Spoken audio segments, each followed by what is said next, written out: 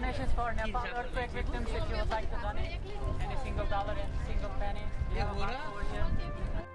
We may be 8,000 of miles away, but this isn't stopping some doctoral earthquake engineering students who are gathering donations to help Nepal victims. Working with U of A communities, with the universities and all the other different departments like UA Care, and try to see how we can build a more of a long-term partnership, in terms of the rehabilitation will take probably months and years. So it's not only just collecting and donating for a day or two, but we need a systematic strategy.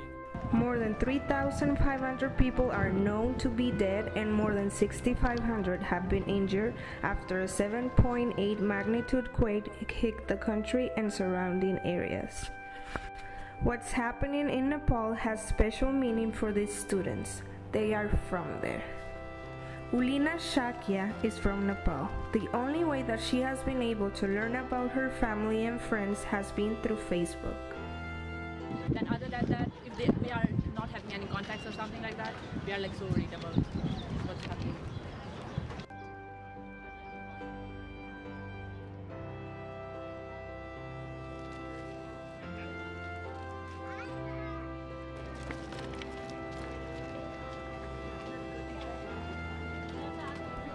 Bahadir Kusuku is from Turkey, another earthquake-prone country.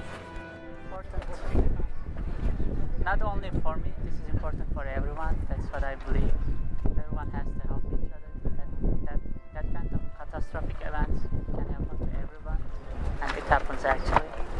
We just need to be together and bring awareness. For Arizona Cat's Eye, this is Sylvia Sanchez.